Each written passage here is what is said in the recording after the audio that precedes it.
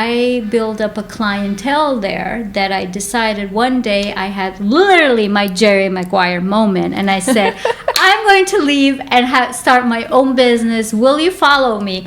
And I needed that just one woman, and she said yes. And you do the show me the money thing. And she said, I will show you the money and I will bring you more clients. And she did. So I said, okay, bye to my boss. And I literally the next day started with one client. And I was so happy, so proud, right? So that's one of the peaks. Yeah. And then, you're like, okay. Now what? Where's the rest? I'm like, I'm not so sure about this, damn it. You're listening to the She is Boss podcast, where female entrepreneurs share their stories and expertise with the purpose of uplifting and motivating all of you who are on your female entrepreneur journeys. Enjoy!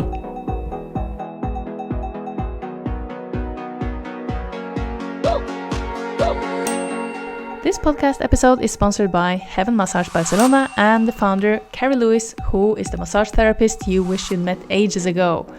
You can visit her studio only 1 minute from Plaza Universidad in Barcelona, or have her visit you and she will pamper you into a blissful state of relaxation. And most importantly, this video podcast episode was recorded by Sil Romero, videography and photography.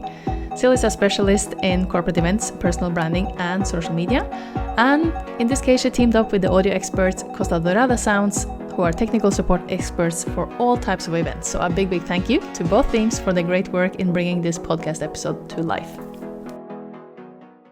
We're here, finally. Okay, hi Hande. Hi. Hande Erel. I still haven't asked you exactly how to pronounce your name. You actually got it very well. Yeah, I say it the German way. Swedish.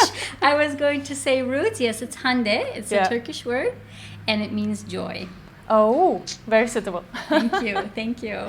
So, I'm going to just dive straight into it. You're a personal trainer. Yes. And the thing I most remember when I asked you to come here and asked you how did you get here, and you said, I was born to do this. And exactly. I love that. I was like, why? What happened? Like, did you always know? Did you come out just like, Mom, I'm a personal trainer?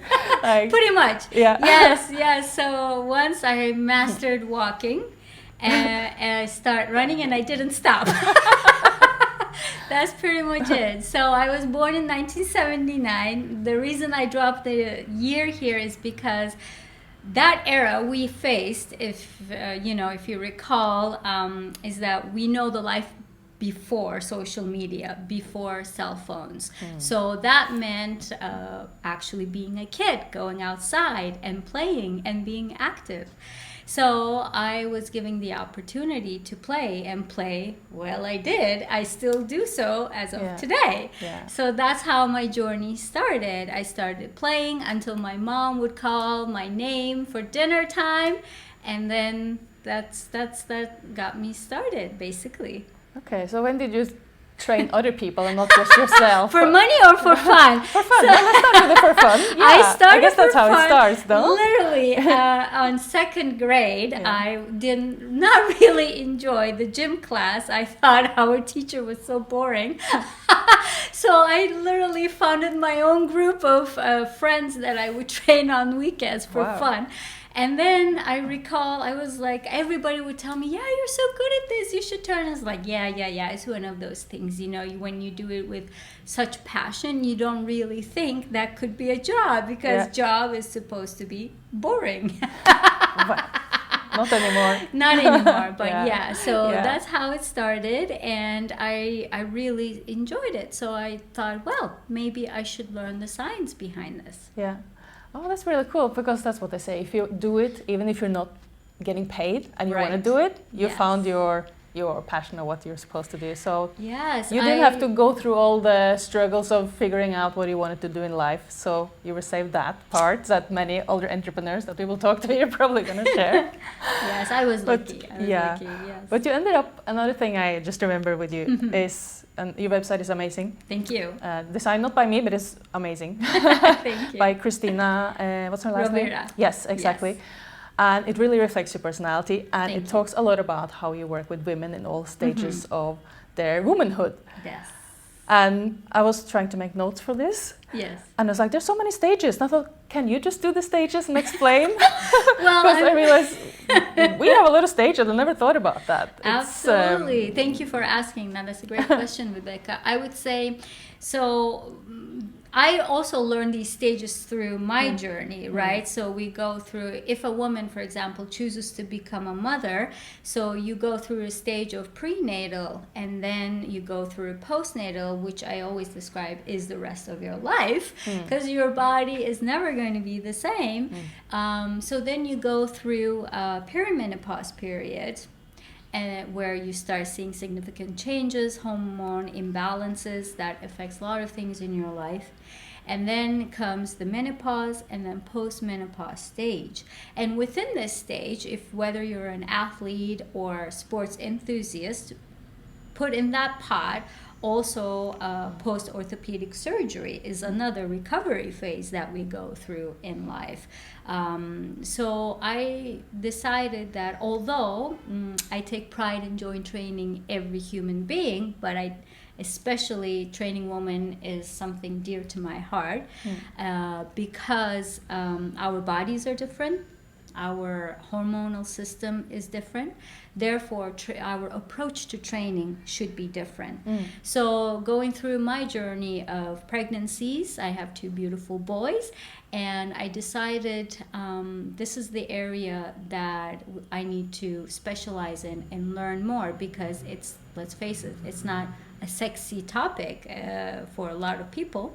So that's the approach got me motivated to focus on this niche. So was there any specific moment or thing that happened that made you focus on women from your own, like you say, it's like, yeah, it came from your own experience, but it was one moment you're like, wow, I need to really focus on this. Absolutely. Because something happened, or something happened with you, or like what was like the moment where you're like, yes, this needs more attention? Couple things. First of all, my own journey. I was already a personal trainer when I was pregnant with my first son.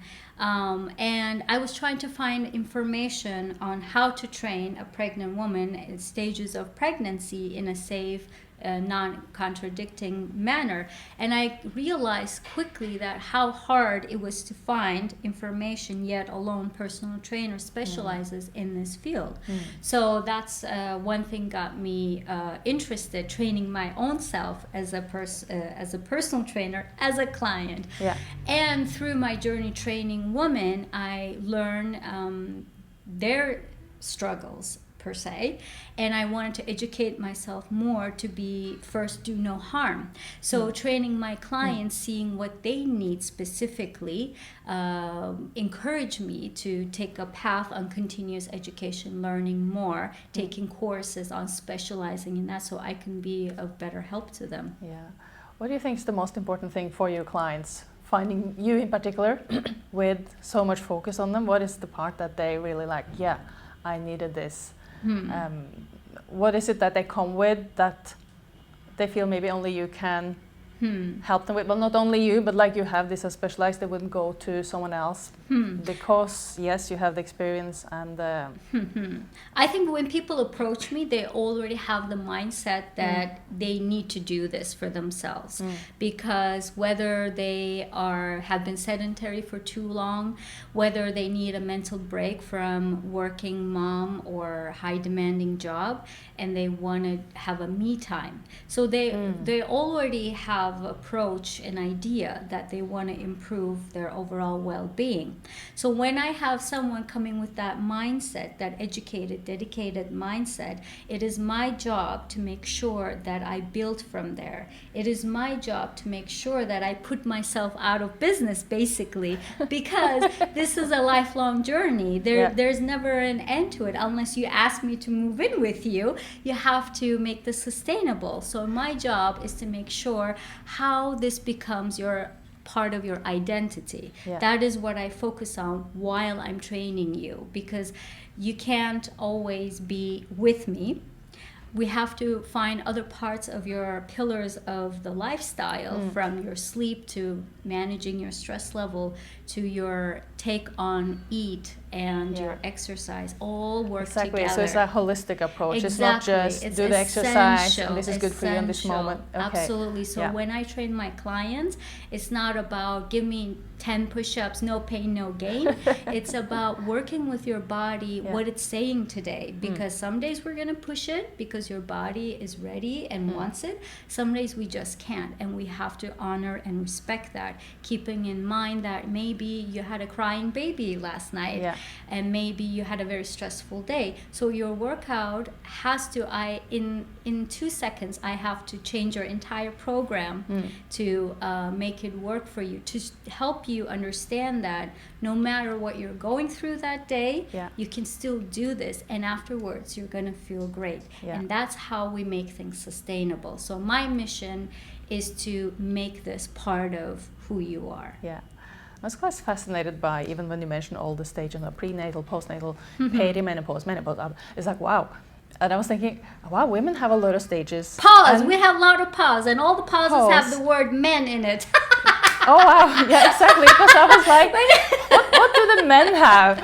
I was like, we're going through all this stuff, and what do they have? Easy breezy life, man. No, exactly. I was so like, jealous. I just realized like they have it easy, or maybe I'm missing out on something. Well, you mentioned they had some, midlife crisis that had a special name that I don't think we remember. Exactly. But yeah, no, it is a lot I'm learning as well. Like over the years to learn to listen to my body. Yes. And having someone help me do that sometimes, it's necessary because depending where you grew up, it's all about, soldiering on and just, ignore the symptoms and... Absolutely. And what I find interesting just on the menopause, because a lot of my friends are now kind of getting into it. Yes. There are like a lot of symptoms that we have here in the Western world. Yes.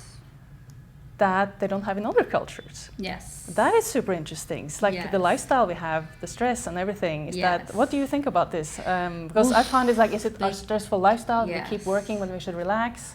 And so the cultures celebrate that time as a time to really slow down and listen to your body. And we're just like, no, I'm going to keep going and take all these medications. Or I don't know. I love the word to hear you what choose you see. there. Celebrate. That's the key, right?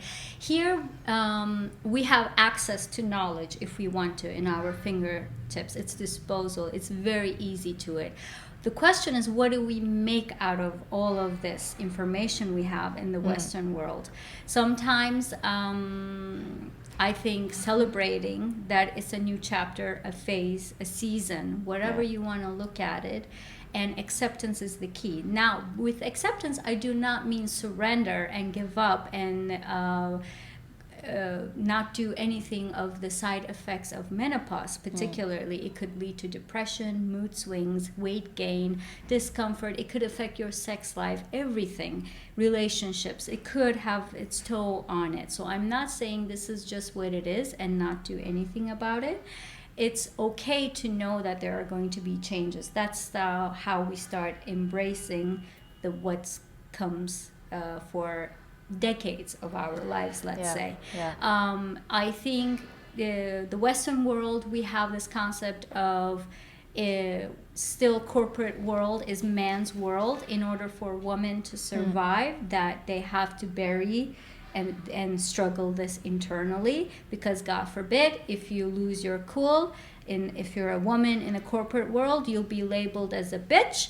But if you're a man, you're a strong, right? I love that you bring that up, because it's coming up more and more examples of these situations. Exactly. But if you also show anger, then it must be that time of the day or the month, right? Nothing more annoying. You can never win. So just be, because no matter what you do, you're gonna get labeled. I'm just kidding. That culture is changing, but we also have to feel comfortable about it. Yeah. No. Exactly.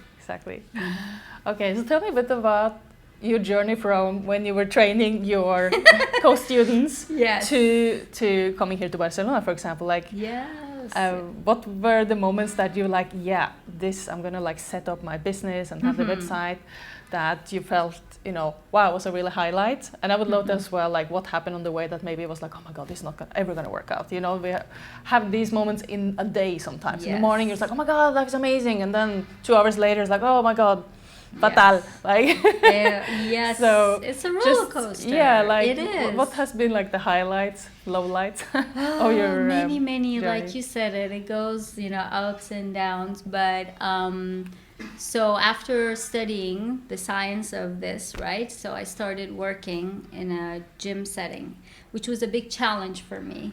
For working for someone, going and approaching people who are training on their own to sell a package. With that discomfort, you learn a lot about yourself, what you want, what you don't want, the areas that you need to work on or you don't want to work on. So it was an incredible journey for me. And there's pros to it. You have affiliation, you have a steady, reliable income. But after a while, I decided that I wanted to have a different approach. So I specialized more in post-orthopedic surgery recovery, and I started working in a physiotherapy center. And I built up a clientele there that I decided one day I had literally my Jerry Maguire moment. And I said, I'm going to leave and start my own business. Will you follow me? And I needed that just one woman. And she said, yes. And you do the show me the money thing. And she said, I will show you the money and I will bring you more clients. And she did. So I said, okay, bye to my boss.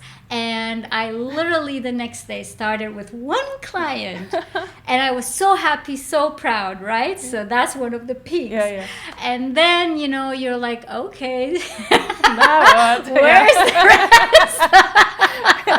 I'm like, I'm not so sure about this, damn it. But, then clients came because I remained positive. I stayed focused. I wanted to focus on that one person who believed in me.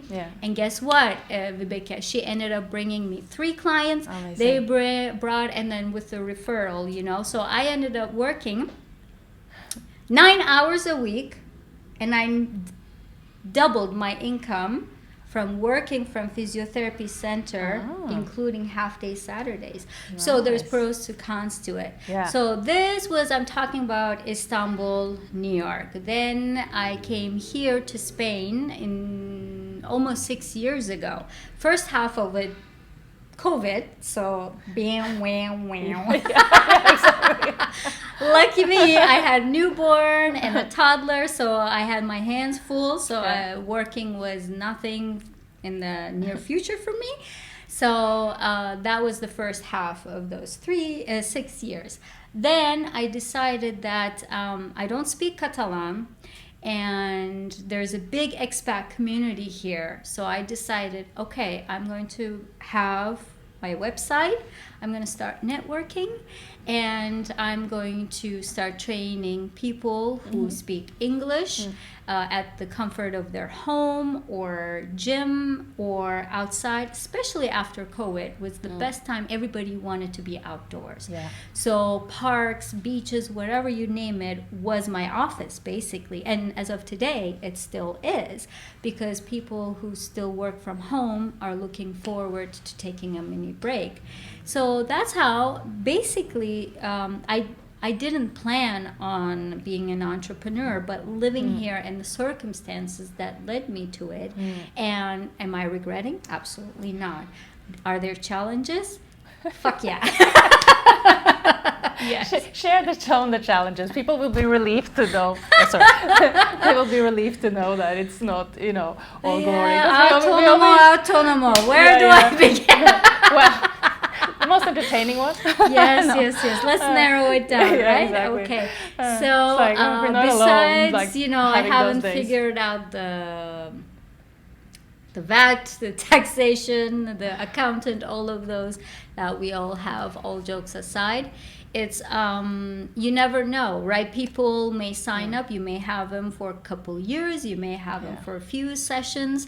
So you literally have to continue networking and trying to find ways to grow your business, because one week you may have 20 hours of client, the next week you may have 3 hours of clients. So at the end of the day, how do you regulate your income? So not only it is great, but it's also also stressful in a way.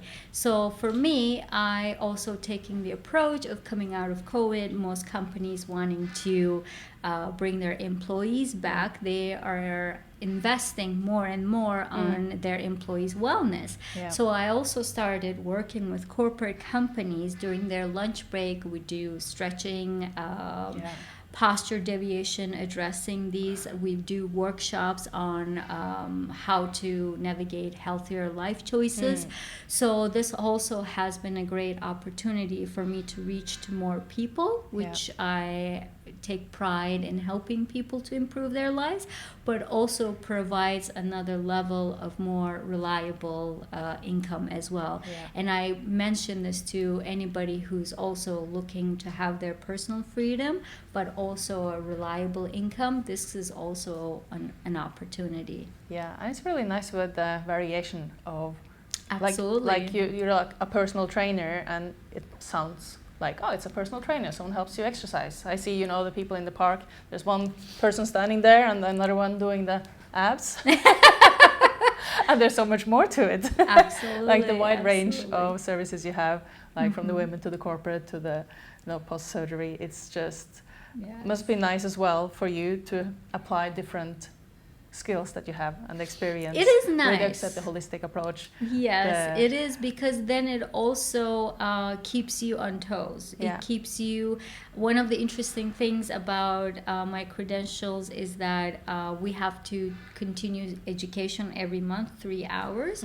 So it also keeps you up to date with the latest technology and science, and do more research. And it's also every person's body is different, right? Their needs are different. So reaching out to different people is a new challenge for me that I like, and it makes my job more interesting for me as well, figuring out, okay, how do we design a program for this individual, and how do we track its progress, and all of these things are very interesting to me. Yeah, that brings me to the next thing. Like, what's the favorite part of everything you do? Like the whole range of services, the way you run your business. What's the thing that makes you like, yeah, I like this part? The thing that makes you kind of jump out of bed in the morning. It's like, yeah, today I have this thing on. Two things. After a session, I check in with my clients, and I welcome them to check in with me. I love it. It is music to my ears when they say, oh, I feel it today, my butt hurts, or I can't get up. I'm like, oh, that is just music to my ears. I love that in a good way, right? In terms of there's a good pain and a bad pain. Yeah. Secondly, when I help play a role in overcoming a fear or helping achieve a goal. I'm just helping you. It's actually who you are, the person doing it. So I have like a client who was incredibly strong in physical aspects, right? We were barbell training. She can bench like that. Barbell is her bitch. Right? Very strong, very strength in and out of her, but she just couldn't do a handstand. And it wasn't technical issues, it wasn't a strength issues, it was a fear of being upside down. So how do you break that barrier, that fear? And we worked towards that for 3 months, and one day she did it, and I can never forget, Rebecca, the look on her face, how proud she was of, and which well deserved of her. And that one of those moments, it makes your day to see that you had a little bit meaningful impact on helping someone achieve their goal. That is the best feeling, I'd say. Yeah, that's nice. It's always nice, even with my clients, a whole different area, but just seeing that you remove some kind of stress or fear from them. It's like, even though the journey sometimes a bit like, oh my God, all this stuff. So absolutely. I can relate. And you did that personally with my CV design. I love it. It represents me so well. I really loved how you approached it, and you took your questions were right on. Like you captured the essence of what I wanted, and then in 1 or 2 hours, you put after our meeting together, you did your magic, and then you send it to me, and I'm like, oh damn! Looks like I want to hire myself. I was so impressed with myself. Exactly. Okay, then my mission is accomplished because Absolutely. people don't realize like I do much more than web design. It's just exactly talking to people like we do now, but also just getting to know you, your clients, and how you speak. And it's like, is what I see on the website, or in your case on your CV, is it the same person? And sometimes like, no, we got to do something here. And I love that part actually. That is more. Yeah, it was brilliant. How the to way present you yourself in a captured way it. that is like, yeah, like I will hire myself. I love that. Thank you. Happy that you're happy. Yes. I love it. I love sending it away. Boom, boom. Yeah, exactly. I think you said one of your friends that says like, wow, I didn't even look at the content. I would hire you just from the first part where you have the picture of you, and we used to brand colors. Yeah, it was fun. It was fun. It was. I enjoyed it. Yeah. So what's the worst part of having your own business? The thing in the morning, like, Can I really say there isn't? No? No, because my clients are, let's face it, it's not like Sunday afternoon I'm sitting there, I'm like, damn, tomorrow morning I have to go train Vibeke. For the life of her, she can't still do a push-up. Like, it's not a stressor, you know what I mean? So I can, besides sometimes feeling, of course, the always needing to look for more leads, sometimes can be exhausting. Other than that, do you like doing your taxes then? I do, because I believe that it's going for good use. No, I believe that too. Right. I do actually like numbers. So I do like when I first sit down, I don't mind actually, but I just had to check because that's the thing most people mention is like, oh yeah. Yes. Doing the numbers, the paperwork. Exactly. But it's nice when you can enjoy all of it actually. It's I do. It's a challenge really to have to do, have to be your own marketing manager, HR manager, accountant. Yes. Yeah. I wish, I would be in a position to delegate this to people who are obviously more experienced and have the knowledge than I do. When you try to be a one-man show, it's a big risk, right? There's a trial error period that I go through. I'm like, oops, well, that didn't work out so well, maybe let's try to figure out why it didn't work out. And sometimes I do, and majority of the time I don't. But it's normal in one ways. It's so many things to learn. Absolutely. In the long run, I think I agree with you, like the freedom as well to just do your own thing, not having a boss. It's hard to go back. Absolutely. After that. Absolutely. Yes, exactly. Absolutely. So can you tell us something that few people know about you? I know you have your 2 boys in the private life. I love that you call me a little project, the 2 projects. Yes, they're when you my come to the first female minions. entrepreneur meetup. It's like that's a nice way to see it in one way. It's like it's they are an ongoing project, right? No, exactly. So what is it that could be something few people know about you? Any hobbies or things you do outside of work? I don't like going to gym. I do not work out at a gym. No? I'm not a member of a gym. I like working out outside and sometimes at the comfort of my own. I don't like to be talked when I'm in my zone. I put my music on and I just want to do my thing. I'm really focused. Sometimes between clients, I bike to the beach and their muscle up area, where you can do calisthenics, gymnastics. That's what I like to do. I'm a former freestyle swimmer. I will just swim. I'll start here and I'll end up in Badalona and come back. Do you do this like ice cold swimming in the morning? There's a meetup group here. They meet in the morning to swim in the freezing cold sea. I wish I could. No, I'm too Mediterranean. No. That's for crazy Nordic people. No offense. But I don't do it either. Like I just like, there's enough people who do it apparently that there's a meetup for it. That's what I like here. There's a meetup for awesome. everything. Yeah. Yeah, not my cup of tea though, but I see a great value in that for sure. Yeah. There is. But yeah, to answer your question, that's a little bit about me that, yeah, maybe a lot of people don't know. Get it. No, I don't feel chucked to that. Yeah. Well, anything else you want to share before we wrap up? I don't know what I guess on a personal and a professional level, I would encourage whatever it is that gives you joy, that gives you that mental break and clarity, whether it's in the form of dancing or walking your dog or taking a yoga class or reading a book. Find that if you can and be consistent with that. If it's about working out with a personal trainer, that's great. But consistently do something for yourself, because in order to help others, we need to first fill up our own cup. And that is so true for all the mamas out there, all the busy women out there. That's one thing I always recommend. And I always recommend that your body is your home, a home that you wish to live and enjoy for a very long time. So I always say, let's try to build a good infrastructure together. Yeah. I'll take good care of it. Absolutely. When I was younger, I had so many hobbies, so I thought I'll do them when I retire.